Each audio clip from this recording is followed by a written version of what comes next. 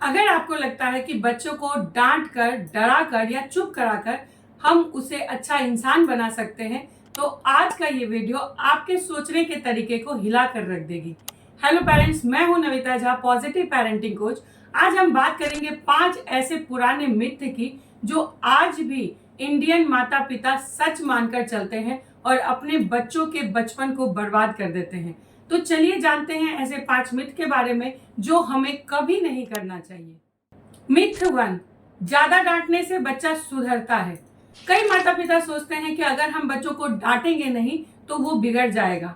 तो अगर हम बच्चों को डरा कर रखेंगे तो वो बच्चा डर में रहेगा, और डर में बच्चा कभी सच्चा नहीं होता, बल्कि वो झूठ बोलने लगता है या अंदर ही अंदर टूट जाता है। रिसर्च करता है कि जो बच्चे को हमेशा डांट खाने का या मार खाने का डर होता है वो इमोशनली बहुत वीक हो जाते हैं और साथ ही साथ वो किसी का भी सामना नहीं कर पाते हैं। 10 साल का रोहित हर छोटी छोटी गलतियों पर डांट सुनता है, जिसकी वजह से आज वो किसी से भी बात करने से बहुत डरता है और वो किसी के सामना करने की कोशिश नहीं करता।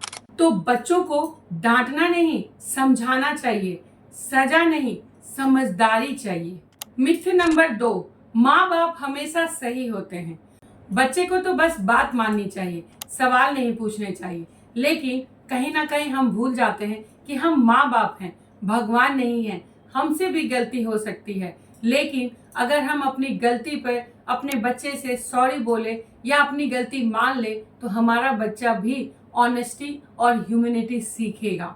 एक 10 साल का बच्चा जब उसके पापा अपनी गलती पर माफी मांग लेते हैं, जब वो ये कहते हैं कि सॉरी, मैं बातों को बिना समझे तुम्हें डांट दिए, तो वो बच्चा अपने पापा से गले मिलकर बहुत रोया, क्योंकि उसने जाना पापा ने मेरी बात समझी और वो इस खुशी से गले लगा।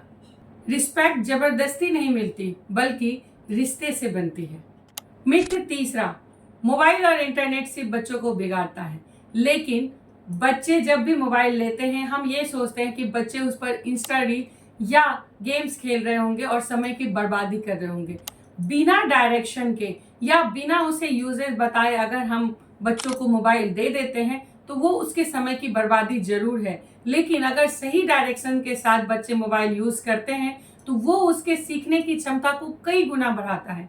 13 साल की रिया जो यूट्यूब से ग्राफिक्स सीखकर आज फ्रीलांसिंग में पैसे कमा रही है, क्योंकि उसकी माँ ने उसे सही गाइड किया और सही तरीका बताया, तो वो उसके सही यूजेस से सही काम कर रही है।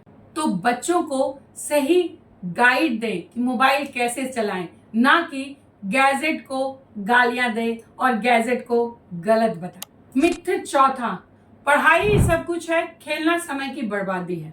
माँ बाप कहते हैं पढ़ लिख लो, खेल खिलौने बाद में भी कर सकते हैं, हम बाद में भी खेल सकते हैं, लेकिन आप नहीं जानते कि अगर बच्चे खेलेंगे नहीं तो उसका दिमाग थक जाएगा और उसका दिल भी थक जाएगा, क्योंकि अगर बच्चे फिजिकल नहीं करेंगे तो उसके ब्रेन तक ऑक्सीजन जाना और एक ही चीज को लगातार करते रहने की क्षमता कम हो जाती है।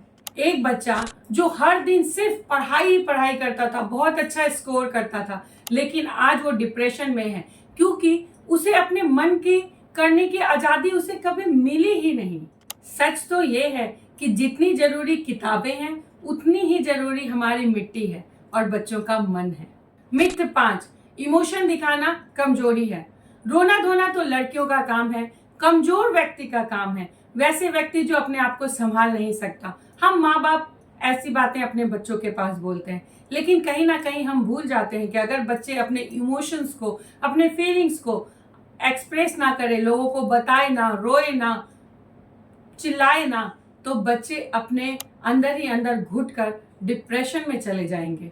जिन बच्चों को रोने की इजाजत नहीं होती, वो बच्चा अपने अंदर ही अंदर जज्बातों से लड़ रहा होता है। 16 साल का अर्जुन ऊपर से तो बड़ा कूल था, लेकिन अंदर ही अंदर टूटा हुआ था, क्योंकि उसके पापा ने उसे कभी ये कहने ही नहीं दिया कि मुझे इन चीजों से डर लगता है या इन चीजों से मुझे दिक्कत होती है। सच तो ये है कि इमोशन छुपाना कोई ताकत नहीं, बल्कि ट्रॉमा है। तो पेरेंट्स, अब आप बताइए कि ये 5 मिथ में आप कौन सा मिथ सच मानकर चल रहे थे, कमेंट करके बताइए कि आप कौन से मिथ को छोड़ेंगे और सच को अपनाएंगे।